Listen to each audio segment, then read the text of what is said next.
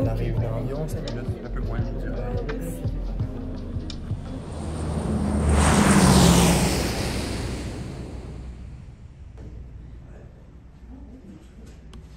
Bonjour ou bon après-midi.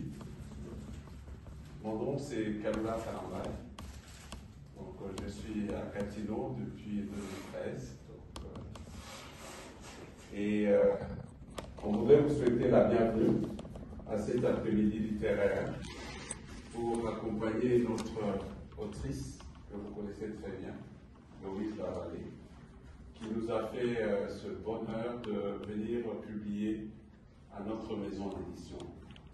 Cette petite maison d'édition qui est une maison à compte d'auteur, une maison d'édition de proximité que vous avez vu ou contribué d'une manière ou d'une autre à sa mise en place, parce que quand nous sommes arrivés dans la région, c'est vous tous ici présents à travers l'association des auteurs, le salon du livre et d'autres organismes communautaires qui nous avaient donné ce goût de partager également la voix de ceux qui sont venus et qui ont choisi ce pays comme le leur.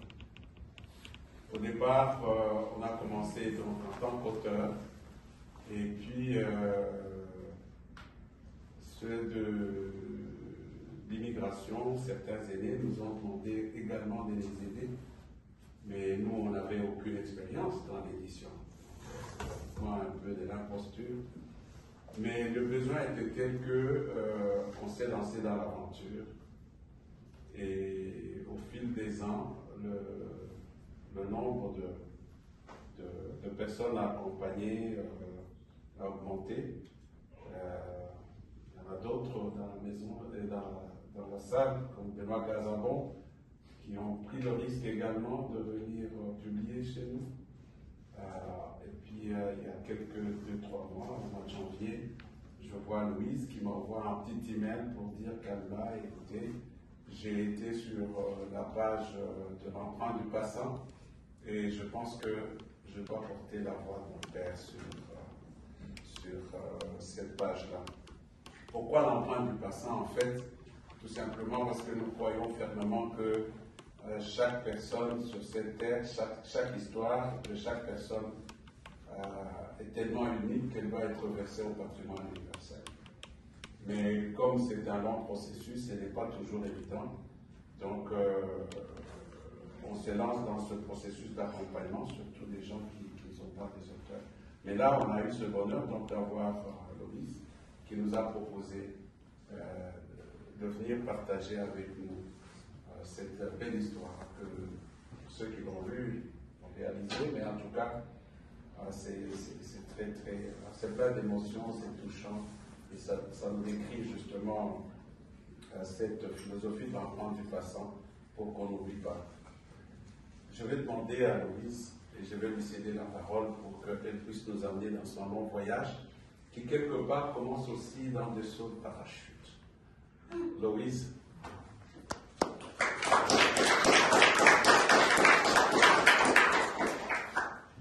Bonjour tout le monde, vraiment je suis touchée de vous voir ici. La dernière fois que j'ai fait un lancement, c'était en mai aussi, et c'était il y a 7 ans.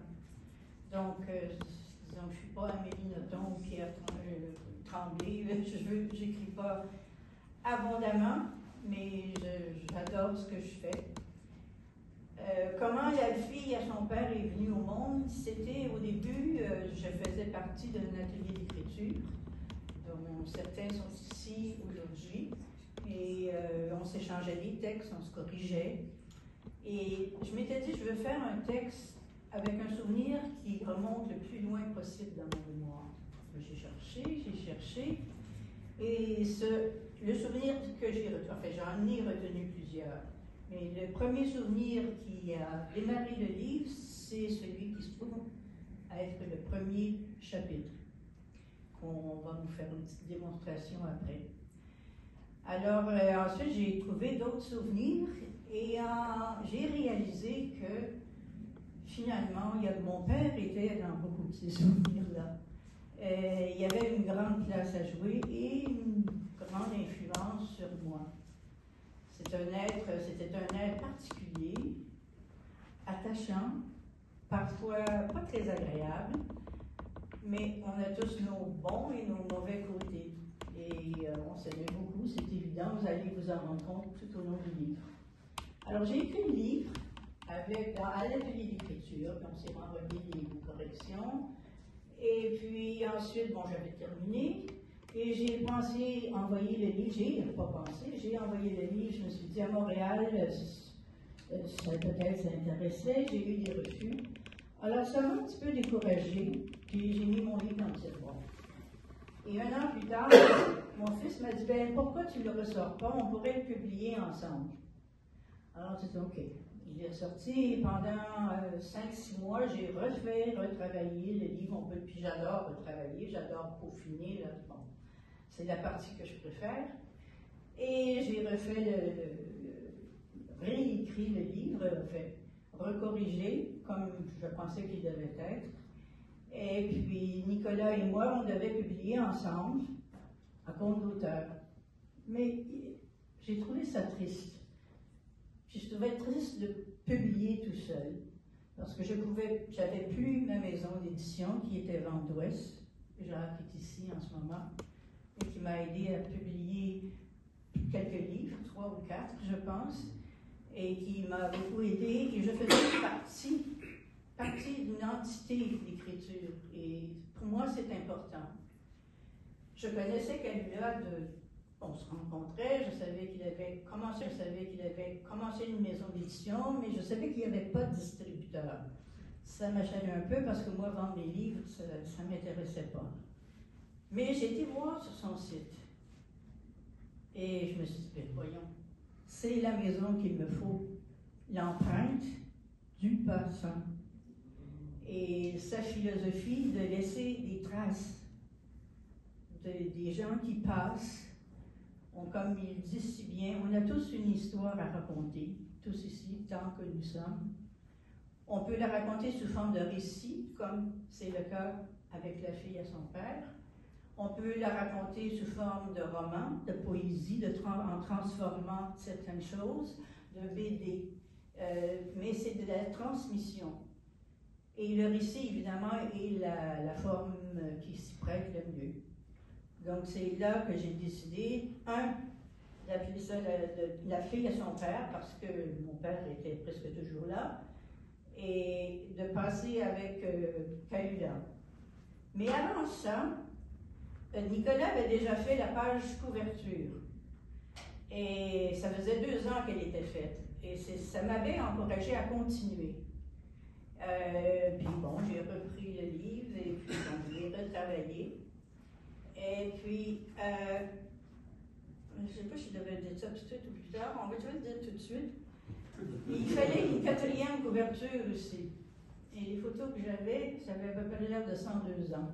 Alors, je me suis dit, pas de photos. Alors, j'ai dit, là, tu fais une 4e couverture, là, tu t'arranges. Et il a envoyé cette photo. Alors, c'est une photo qu'il avait pris chez moi l'année dernière quand j'ai fermé la maison pour de bon et qu'il avait apporté. C'est moi qui est en parachute, qui s'en va sauter en parachute. Et vous allez comprendre en lisant le livre pourquoi. Et il me l'a envoyé sans me le dire. C'est-à-dire, il me l'a envoyé, il l'a fait sans me dire qu'est-ce qu'il mettait. Et j'ai reçu ça. Et Kalula m'a dit immédiatement, mais ça m'a vraiment... C'est trouvé que c'était tellement vrai. Kalula a dit, mais c'est Héloïse à l'âge de l'immortalité. Et c'est vraiment ça. L'âge où on a l'immortalité. Et dessus, je porte mon uniforme de parachutiste. Alors, encore, Nicolas et Kalula m'ont dit, mais il faut que tu le portes pour le lancement. Mais ça, c'est une autre chose que j'ai déménagé, que je ne pouvais pas le jeter parce que c'était trop de souvenirs. Alors, je ne l'ai pas porté chez moi, mais j'ai essayé mon uniforme de parachutiste et bien, ça ne fermait plus. Alors, aujourd'hui, la personne qui va lire avec moi, c'est ma petite fille. Et elle a l'âge que j'avais quand je sautais en parachute. Alors, Léa, tu peux venir? Oh.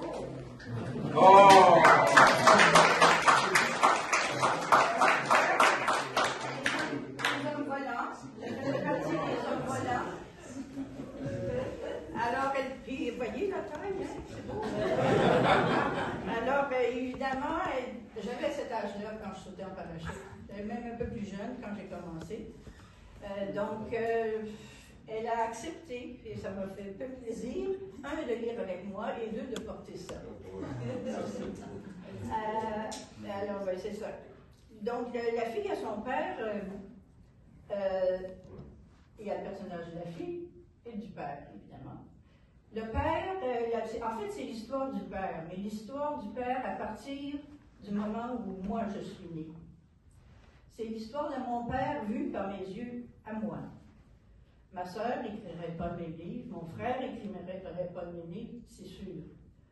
Et ben, c'est ça. Mais à travers ça, il y a un troisième personnage. Et le troisième personnage, c'est la ville de Montréal. J'étais de Montréal, mon père était un Montréalais de toujours, il adorait Montréal. Et c'était le Montréal des années 50, 60, 70. C'est à peu près la majorité du livre. Donc c'était une autre époque. Donc il y a mon père, il y a moi, et il y a Montréal à l'époque, avant qu'elle prenne son essor, avant que la place Ville-Marie soit construite, qu'il y ait plein de choses qui changent. Alors c'est tout. Non, c'est pas tout, c'est vrai. Je veux vous dire que dans mon récit, c'est peut-être mon dernier livre, probablement, c'est un récit. Le premier livre était un récit. Le volant. Son bras droit m'en serre et je le tiens par le cou. Le dimanche, il nous arrive de partir ainsi tous les deux à l'aventure. En route vers Dorval, nous roulons sans contrainte, susceptibles de freiner nos élans. Ni siège d'appoint, ni ceinture de sécurité. J'ai 2 ans, ma sœur et mon frère ne sont pas encore nés. Il y a plus de 60 ans, la sécurité n'était pas ce qu'elle est devenue aujourd'hui, et on ne savait pas le prix qu'on aurait à payer pour la planète, des décennies plus tard, pour ce genre d'évasion. Ou bien on ne voulait simplement pas le savoir. Dans l'Amérique de l'après-guerre, l'automobile était synonyme de liberté, et le domaine de l'aéronautique prenait de l'ampleur. Si l'homme n'était pas encore allé sur la Lune, ni dans l'espace, on s'y préparait. Tous les rêves semblaient possibles. Ces souvenirs de mon père et moi en route vers l'aéroport est resté bien vivant dans ma mémoire. Instant sublime d'un passé lointain qui n'a rien perdu de sa réalité. Arrivés à destination, nous nous arrêtions sur le bord de la route. Papa me hissait sur ses épaules. Il s'approchait de la clôture grillagée. Il s'approchait de la clôture grillagée d'où d'où nous regardions les avions décoller et atterrir. Le bruit assourdissant des moteurs nous enivrait. Je me rappelle la sensation de mes mains sur son front dégarni, pendant qu'il identifiait chacun des appareils. Il les connaissait tous.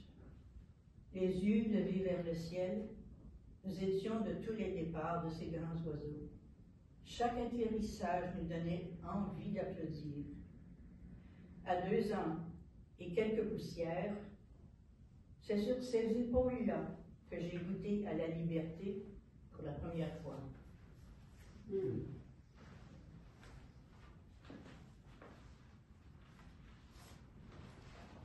Le médecin a accepté de me recevoir entre 2 patients. La porte s'ouvre, le bureau se libère et son infirmière me fait signe d'entrer. Docteur M me demande gentiment comment je vais. Contrairement à d'autres, que je visite également, il me connaît bien, puisqu'il soigne notre famille.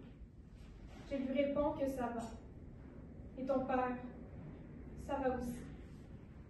Il a l'air de me prendre par pitié, alors je lui souris. Il me rend mon sourire, ouvre un tiroir, en sort une enveloppe et me l'attend. Je la prends sans l'ouvrir, le remercie, puis je sors du bureau. J'ai 17 ans et j'aide mon paternel dans son trafic illégal de Valium. Le plus étonnant dans cette histoire, c'est qu'après tant d'années, je ne me sens nullement gênée de raconter pareil événement. même que cela m'amuse. Et je retire une certaine fierté d'avoir pris part à ces aventures rocambolesques. Et pourtant, à bien y penser, il n'y avait pas de quoi se vanter.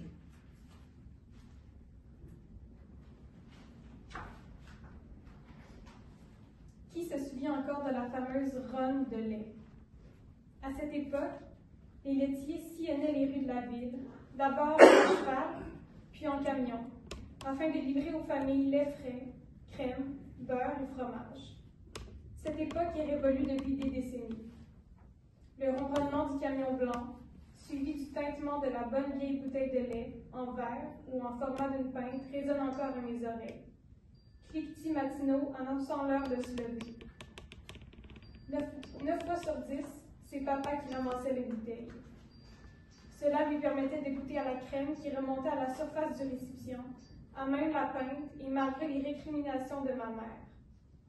Les matins de grand froid, la crème soulevait le capuchon du carton. J'adorais ça.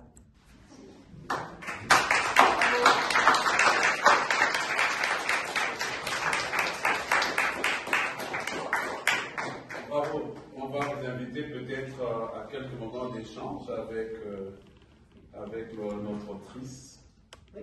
Est-ce qu'il y a des questions? Et la parole est à vous.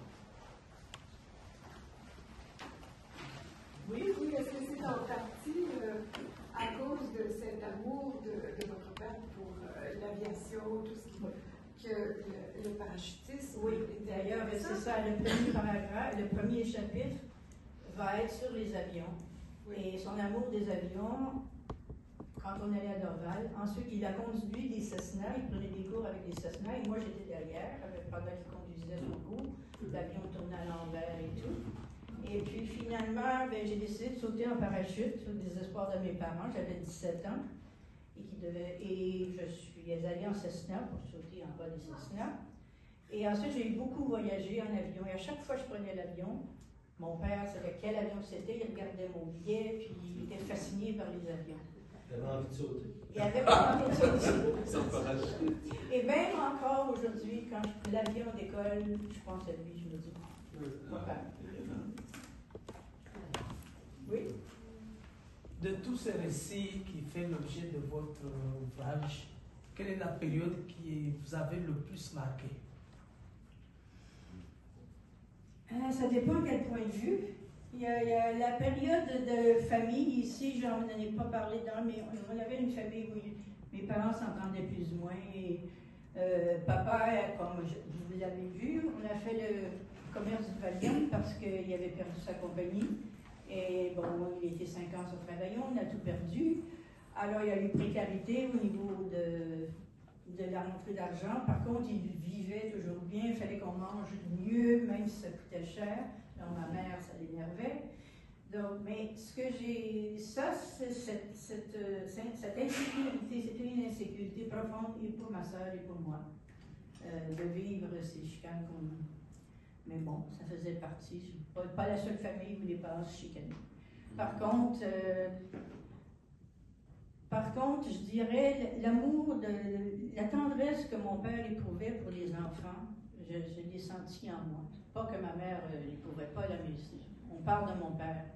Je veux dire, je ne parle pas de ma mère, ni de mon frère, ni de ma soeur volontairement. C'est l'histoire de mon père. Point. Je pourrais dire la fille, faire d'autres livres, mais c'est ça. Et sa tendresse, son amour des enfants, la proximité, dès qu'il y avait un petit enfant qui venait au monde, c'était la fin du monde. Il y a Anouk ici qui était sa première petite fille, c'était la fin du monde. C'était la fin du monde avec chaque nouvel enfant. Alors, ça aussi, ça m'a influencé. Et ben, les avions, ça, oui. Les voyages, parce que il aurait aimé faire des voyages, ma mère aussi, beaucoup de voyages. Ils n'avaient pas les moyens, alors moi, je voyageais à leur place. Alors, bienvenue à tous, une fois de plus, à Émergence Diaspora. Daniel Moukena aujourd'hui à la Maison du Citoyen à Gatineau pour le lancement du livre de l'autrice que nous allons rencontrer aujourd'hui. Alors, je lui demande de se présenter. Alors, je suis Loïse Lavallée, je suis écrivaine depuis plusieurs années et je viens de lancer aujourd'hui mon dernier livre, La fille à son père. Super. Alors, on vient d'avoir un événement, vraiment un succès, de grand plaisir. Vous avez fait un partage avec, entouré de votre famille. Je trouvais que c'était beau à voir. Et vous allez voir, sûrement que vous avez vu les images déjà. Alors, juste quelques questions pour moi. Vous êtes à votre 11e ouvrage, c'est ça? C'est ça, c'est mon 11e ouvrage. Vous en avez fait beaucoup. Oui, j'ai commencé en 93, 94 le premier, qui était aussi un récit. Oui. Et puis les autres, ça a été des recueils de poésie. J'ai eu une trilogie de livres, d'albums pour enfants.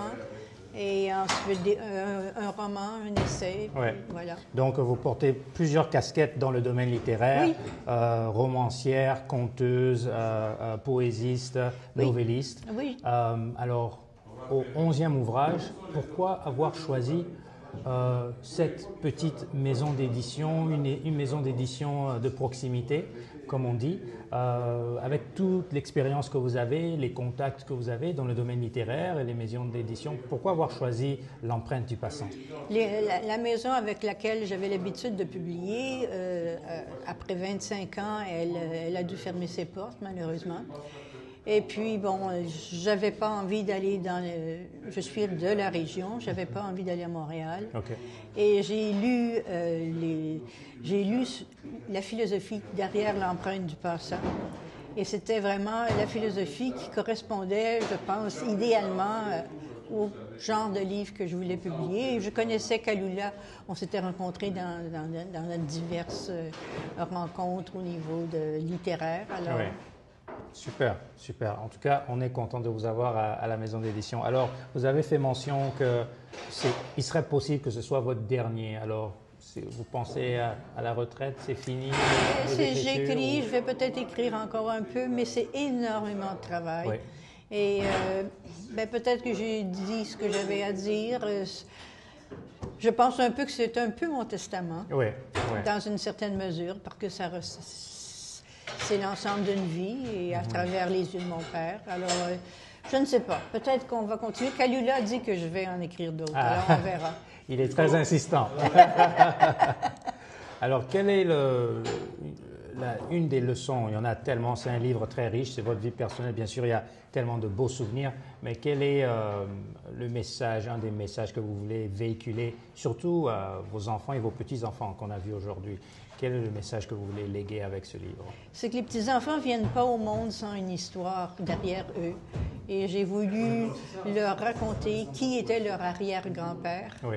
Et à travers qui était leur arrière-grand-père, comment moi, leur grand-mère, je suis arrivée à être ce que je suis. Oui. Et aussi l'époque qui a beaucoup changé, l'époque dans laquelle j'ai vécu et dans laquelle ils vivent, qui est complètement différente, surtout au niveau technologique et à tous les points de vue, au niveau de l'environnement et tout. Alors, j'ai voulu, c'est ça, leur montrer la continuité, qu'elle est-elle bonne ou mauvaise? Est-ce qu'on s'en va vers le mieux, le pire? On ne le sait pas. Ouais. Au moins, ils ont vu et c'est à eux d'en tirer les leçons. Oui. Très bien. Encore une fois, félicitations pour le livre et merci de nous avoir accordé quelques minutes. Et merci de votre attention. Alors, à tous ceux qui nous suivent, pour se procurer le livre « La fille à son père », vous allez aux éditions L'Empreinte du Passant sur leur site web que je vais mettre au bas de la vidéo, le lien, et aussi sur Amazon. Alors, merci de nous avoir suivis et n'oubliez pas, donner un pouce et partager la vidéo massivement. Merci, à la prochaine. Merci.